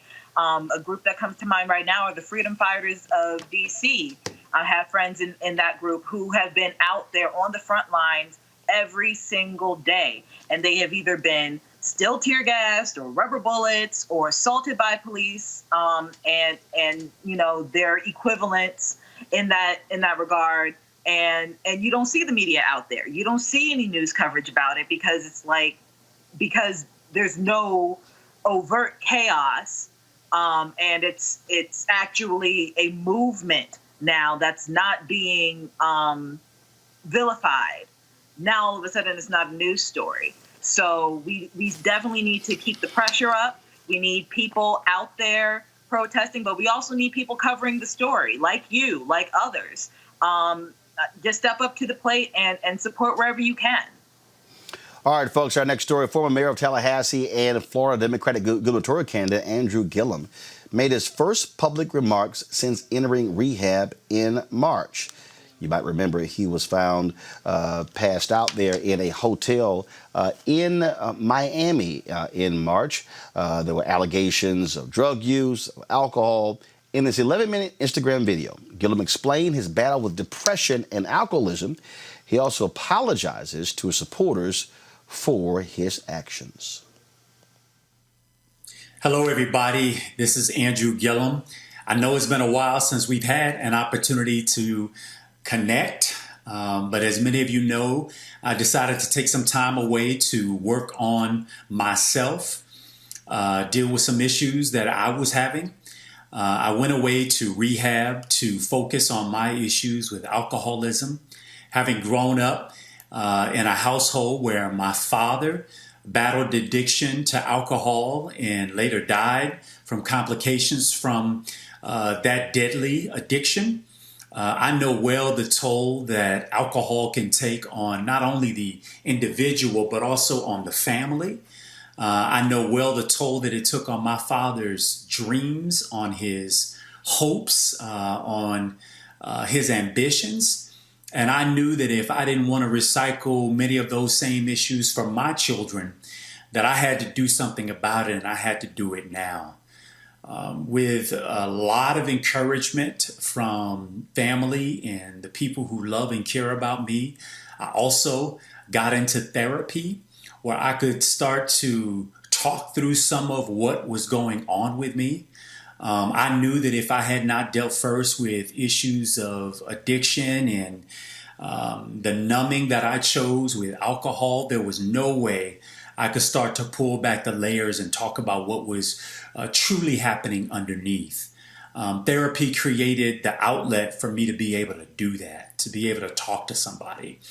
I had totally underestimated the impact that losing the race for governor had on my life and on the way those impacts started to show up in every aspect of my life.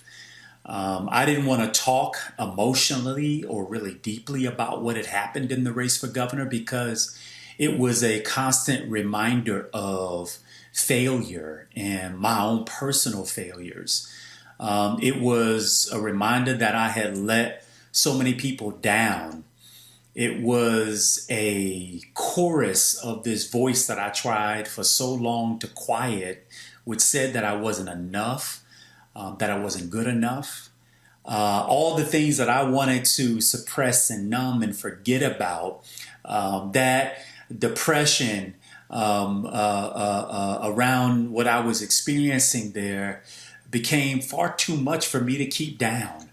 And that's the real crazy thing about depression is that a lot of times we think we're dealing with it. We're strong and we'll put on a brave face and it bubbles up on the inside. But eventually what is bubbling up on the inside is going to come out. And I certainly know what it felt like to see that come out. The feelings I was having as a result of what happened in November, the fact that the office that I thought I could do the most for other people and for the state that I love, I no longer had access to. But not only that, after having spent 16, 17 years as an elected official, the thing I knew how to do well, the thing that gave me an outlet to go and try to change the community in the way that I thought would make it better, all of that was all of a sudden gone. And it really did cause me to think about my own purpose and my own value and what I could contribute, if anything. And I didn't want to have to face all those things. And so I numbed. I tried to suppress. I tried to ignore. And as I said, those things come up and they have a way of showing out. So I did the one thing that I knew I could do, and that was I got busy. For those of you on the outside, you were looking at me and you saw me on television. You saw me giving speeches and traveling and, posting on Instagram and Facebook like I was living my best life. And in truth, I was perfecting what it meant to wear the mask. Suffering and silence because I simply could not bring myself to deal square on with what was happening more deeply inside of me. If there was a lesson to learn, if there was something I would want you to take from me, it would be don't be like me. Don't suffer in silence. Get access to the help that you need. So many of us, think that we got to perpetrate this image of perfection. I know I did. This image of strength, this image of I've got it all together. But the truth is nobody has it all together. That's the big secret. All of us are struggling and trying and clawing at trying to be something else when we really ought to be trying to just be at home in ourselves. And that's really the journey that I'm on right now. This very deep down desire to want to be a whole and complete and indivisible person, not having to be one thing in one place and one thing in another and a different person, when I'm in this environment and in this setting. And I know that all of us struggle with different layers of that. While my stuff had to be, public and, cause, great embarrassment and lots of rumors, false, some true. The shame that I felt from all of that, from the harm that I had caused was tearing me up. I needed real help to try to unpack that. It's one thing to feel guilty for a harm you feel you may have caused someone. That's how you know you're human. That's how you know you're not a sociopath.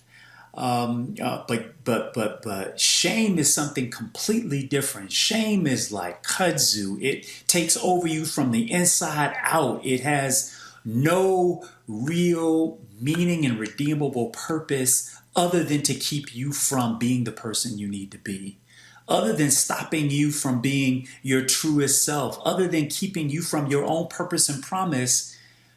It has no other purpose. It has no other meaning. It has no other desire. And so get rid of shame. Forget about shame. I know it took me quite a while to try to process my way through that. There's so much going on in the world. We got COVID.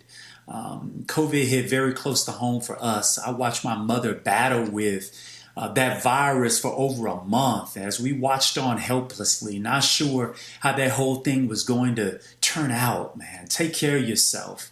There's a lot of pressure there. There's pressure with what we're seeing right now in the country around this Black Lives Matter movement and anti-Blackness. I know as a Black man, what it means just to have to convince people that your life has meaning, convince people that, your life has purpose, not to be set above anybody, but just to be treated on a level that's equal with everybody else around you. That's a lot of pressure. And I think it sometimes causes us to look for other ways to try to numb and put ourselves in a different mindset and do some mind shift. But y'all, this thing is killing us. Depression is killing us. Suffering in silence is literally taking so many of our lives. And I would just want you not to have to experience what I had to experience to get to a place where you can try to begin the work to being at your best and to becoming your best self. I want to thank those of you who reached out, who sent letters and words and texts of encouragement. From the simplest to the most profound. One that stuck out particularly was someone who told me in the midst of my lowest point to be kind to myself. It just said, Andrew, remember to be kind to yourself. So I would share the same thing to you as you're struggling through whatever it is that you're struggling with. Be kind to yourself. There is no perfect person. There's no perfect life. We're all just struggling to get by and to do better. And I know as I'm on my own journey here, I hope that I'll be able to share more layers that I'm developing and unveloping. I'm doing a lot of writing these days. I'm trying to put on paper a lot of what I'm experiencing right now. If not to just be cathartic for me, maybe it will help to serve as healing for others out there as it works to heal me. It hopefully will be a way in which I can give back. Y'all, I want to thank a person who is my life partner, my wife, RJ, a woman who knows everything that I am and everything that I am not. And she chooses to love me anyhow. A woman who is literally God's grace on earth, the epitome of grace. I can't thank her enough for not just standing by me, but encouraging me through this and helping to prop me up on my leaning sides, and to tell me that even though we don't know what the future looks like, that she believes that this is just the beginning, and that the best is still yet to come, not just for me, but for her and for us and for our family. And so I would also pass that on to you to the extent that any of us need to just hear a word that says, our better days are still in front of us. This is a tough moment not to be out in the world and contributing. I have found it particularly difficult, but I want you to know that although I can't be what I would love to be for you and for myself and for my community at this time, I hope you know that I couldn't be those things because I couldn't be what I needed to be for me first. And that's what I'm working on at this point in time. So I hope you'll continue to send good thoughts and good vibes up for me and my family. I'll do the same for you. I know that there is better, that there is a promise for better. And I look forward to seeing you on the other side. Take care and God bless. So, Amisha, it has been 4 months since, of course, the story came out. Now, the question is, was that needed? And was it necessary for Andrew Gillum to release that video to his followers? Your thoughts? It shouldn't have been needed. But to be honest, I think that it was because of the way that media treated him after that initial hotel video, that initial hotel photos and things were released. There were so many questions. He seemingly went into the darkness. And because we live in this 24/7 news cycle and social media develops their own beginning and ending to stories, I think that it was very mature of him to speak. It was very honest of him in the way that he did, reveal a lot of things. And as a Black man in America, I think that, when you're coping with something that is as demonstrative as a loss that big for something that you really cared about or wanted, there is a segment of depression. That happens when anybody cares about something and it falls outside of their grasp. And sometimes when people get depressed, they fall into habits, they fall into things that they probably would not have had they not experienced that type of loss. So my heart goes out to him and his family. And I definitely think that that was a courageous thing for him to do. Kelly. No, I echo the sentiments of Amisha here. That was a hard time a couple months ago seeing that, because I look up to Andrew Gillum. Like his campaign was revolutionary for the state of Florida, and for him to have lost that seat in the way he lost that seat, that could be devastating to anybody. So I certainly empathize with his plight. I empathize with his family and his loved ones. And I really, really wish him the best. What I will say is that the timing of his statement is interesting to me. A couple things that I picked up are, one thing that was glaring to me is the fact that he said he's been writing more. Maybe this is, a segue for some pieces that'll come out that he's written, maybe a book, maybe a think piece, what have you. Maybe he has a project on the way. I don't know. But I wish him the best, and I wish him luck regardless of what his future endeavors may be. Well, Mustafa, granted, doing a solo video is one thing, but if you have future political aspirations, that's going to have to mean sitting down for a one-on-one interview. Yeah, he's definitely going to have to do that. But, let's focus on the moment. So it's a blessing to see Brother Gillum actually doing the work. You can hear the work in the words that he is sharing that is helping him to heal. We build people up. People love to build folks up in this society, and then they love it even more as you fall down. They will literally pull the legs out underneath of you. I've seen it happen to so many folks, and we often forget that all of us have made plenty of mistakes. We may not just have had the spotlight on us. We got 21 million people in this country who are suffering from substance abuse, and only 10% of those folks ever go and get treatment. We got 16 million folks in this country who are dealing with depression on a yearly basis. And in our communities, unfortunately, therapy is not something that had traditionally been embraced. And now that's beginning to change. So I'm going to focus on this moment and hoping that he continues down the road to actually get the healing, to get the treatment that he needs, and then worry about the politics and other things at a later date. All right, folks, last night we actually showed you the interview that I conducted with the late Congressman John Lewis in 2018. People said, okay, why are we just seeing this? Well, here's why. We actually had that, we had a 3-camera shoot for the particular video, but we had a hard drive that crashed where we thought we lost all 3 of the cameras, which meant the video was completely gone. But the reality is we actually were able to save one of those files, which was the actual one of Congressman John Lewis. And during that interview, you're going to see something where he talked with Colin Kaepernick for the first time. And if you saw it last night, you may have missed it. This is what happened when 2 freedom fighters actually speak for the first time. Hello, sir. How are you? Colin? Hello? Congressman John Lewis. How you doing, brother? I'm doing great. How you doing, brother? Fine. Thank you for all of your work, for your leadership. You have touched me. You have inspired me. And to see you getting out there pushing and kneeling, you have done so much. Not just for the American community, but for the world community. I said thank you.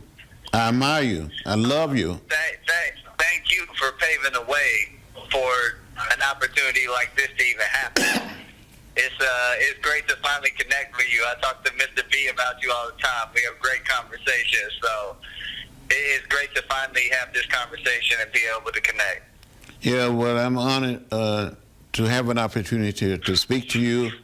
I wish sometime when you're in Washington or in Atlanta that we could get together and maybe have something to eat or something to drink, talk about where we must go from here. I would love to do that. I'll make sure Roland passes you my number so we can stay in contact. Yes, I would love to do just that. I know there's a lot of members of the Congress, a lot of people trying to find a way, especially young members, would love to have an opportunity to talk with you. And there's hundreds and thousands, no doubt, and millions of students and young people been deeply inspired by you, not just in America, but around the world. So keep it up. Keep the faith. It's all going to work out. Yes, we're not going to stop. We're just getting started. Good. We cannot stop now. Too much work to be done.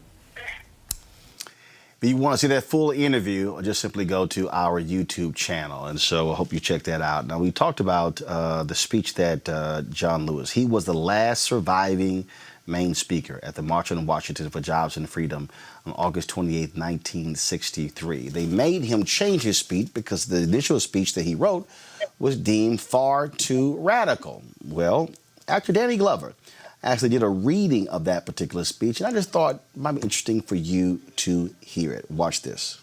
In August of 1963, there was the great March on Washington for Jobs and Freedom. 200,000 people were there, and everybody remembers Martin Luther King's I Have a Dream speech, but the most militant speech of the day was delivered by John Lewis, a student leader from the Student Nonviolent Coordinating Committee. He's from Alabama. But he was pressured by established civil rights leaders to tone down his speech. But here is the part of the original speech that he had hoped to deliver that day. We march today for jobs and freedom, but we have nothing to be proud of. For hundreds and thousands of our brothers and sisters are not here. They have no money for their transportation, for they are receiving starvation wages, or no wages at all. In good conscience, we cannot support the administration's civil rights bill, for it is too little and too late. The voting section of this bill would not help thousands of black citizens who want to vote.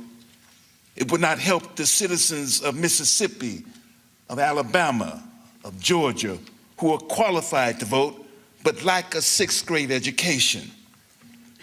We are now involved in revolution.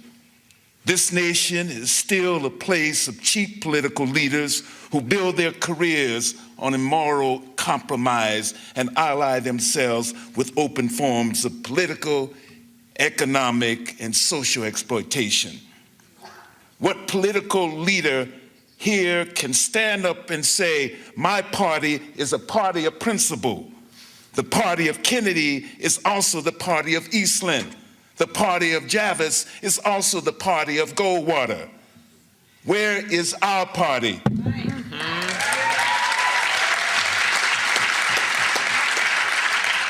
The revolution is at hand, and we must free ourselves of the chains of political and economic slavery. The nonviolent revolution is saying we will not wait for the courts to act. We have been waiting for hundreds of years. We will not wait for the president, the Justice Department, the Congress, but we will take matters into our own hands and create a source of power outside any national structure that could and would assure us of victory. To those who have said, be patient and wait, we must say that patience is a dirty and nasty word. We cannot be patient. We do not want to be free gradually. We want our freedom, and we want it now. We cannot depend on any political party, for both the Democrats and the Republicans have betrayed the basic principles of the Declaration of Independence.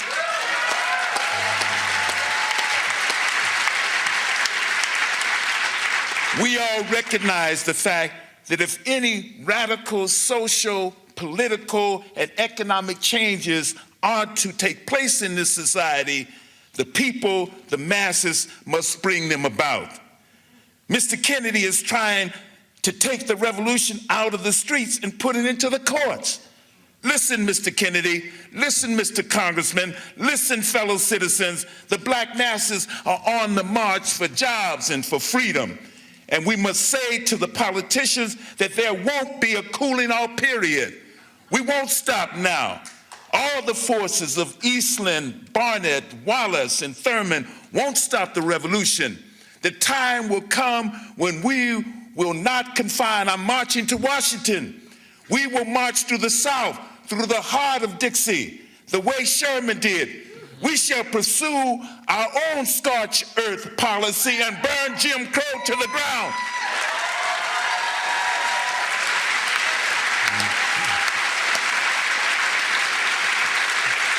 Burn Jim Crow to the ground nonviolently. We shall fragment the South into 1,000 pieces and put them back together in the image of democracy. We will make the action of the past few months look petty. And as I say to you, wake up, America. Well, I can see, Mustafa, why they didn't want him to give in that speech. I would have preferred it. What we say? What do you want? Justice? When do you want it? Now. I'm so proud of my brother. I know all of us are going to miss him. We appreciate his mentorship and his grace. I mean, he was such a graceful man, but he laid the framework. And it's so good to let folks know that the brother had a little radicalism in him also. No, he Not so different than Jesus. Because people want to make Jesus seem weak. Jesus was a radical too. Well, Amisha, I make it clear he didn't have a political radical. Those were black revolutionaries. Absolutely. I think that what our history books have done is try to limit the level of radicalness that was in any of our civil rights leaders. Most of them were not the meek and mild black people that we have read about in American history books, or that is even shown in a lot of the tributes and praises that we've seen since the late John Lewis's death. I think that, in a speech like that, you recognize that this was one. How many other speeches were there that had to be toned down for an audience consumption? And I think that this goes to show just the type of leader, the type of revolutionary thinker, the type of fighter John Lewis actually was. Last point, Kelly. No, I definitely agree. I had chills, going up my spine and down my arms just listening to it, because 57 years later, it is still relevant. Just swap out Kennedy for Trump and Jim Crow for FOP, frankly, and these other police organizations that are perpetuating the Blue Lives Matter movement.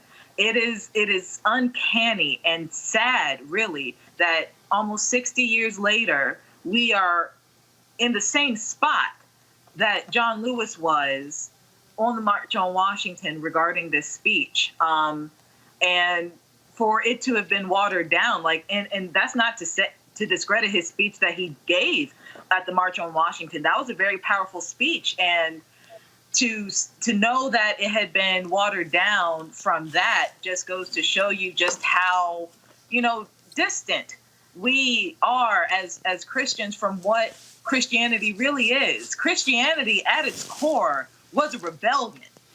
We were rebels. Jesus was a rebel. The 12 disciples were a rebel. Even before that, David was a rebel. Pick somebody out of the Old Testament, all rebellions. And it is that spirit that is fueling us and fueling this movement, such that we need something to change. That is why we are where we are. So I commend Danny Glover for sharing that with us. It was truly powerful. And I look forward to the next generation, myself included, regarding what comes next. All right, then. Folks, update. The funeral for Reverend C.T. Vivian is going to take place at 11 a.m.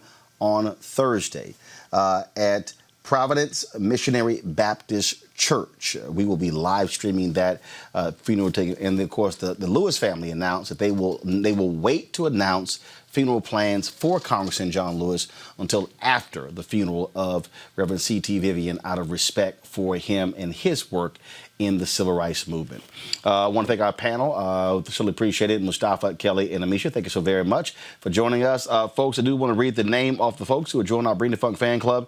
Aaron Smith, Anita Halbert, Candijo Gomes, Carol Williams, Deborah Baker, Deshaun Lee, Duchess Tours, Elmer Foster, Fedois Brown, Gregory Horsley, Harry Payton, Jadonna Sanders Jones, Joshua L. Pruton, Linda S. Edwards, McGee Williams, Michelle Mayberry, Patricia Carroll, Ronnie D., Shanita Watson, Stephen Stokes, Susie Tatum Smith, Takik Diab, Tawana, Terry Mansfield, Thomas Green, and Wayne. Also, I got some cards here. Betty Fortson sent me a book of poems. Betty, I appreciate it. Thank you so very much.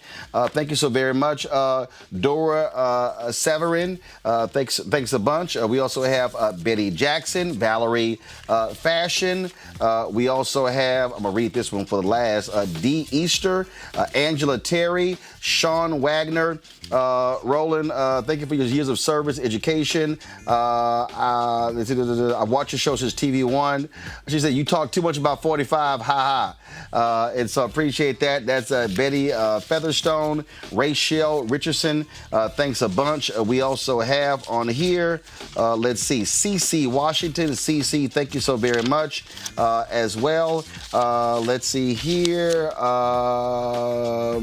Rashid El Amin, thank you so very much. Beverly Hamilton, thank you so very much as well. Y'all, I got this really special one. Now, first of all, I'm gonna have to go get this money exchanged this year. So this is a euro, a $20 euro. Okay, you see it? It's a $20 euro. And said, "Hi, Roland Martin. I do like to look at your show from Amsterdam. So I send you $20 euro to support your good work. Yours truly, and I think it's Nettie Van Rat. Nettie Van Rat. Wow. So we got a fan of we got fans who are all over the country, but to have a fan send us $20 euros, I'm going to have to go get this converted from Amsterdam. I certainly appreciate it. I told y'all, folks, people all over the world check us out. We got fan base in Canada, UK, Scotland, Africa, West Indies, Jamaica, Bahamas. I hear from people all around the world, and so I certainly appreciate it. And so thank you so very much. Don't forget to support what we do. Cash App, $RM Unfiltered, PayPal.me/R Martin Unfiltered, Venmo.com/ come on, guys, pull it up, please. Come on, graphic, thank you. Venmo.com/RM Unfiltered. And don't forget, you can send a cashier's money order to New Vision Media, NU Vision Media, Inc., 1625 K Street Northwest, Suite 400, Washington, D.C., 2006. All right, folks, I'll see you guys tomorrow. Take care. Holla!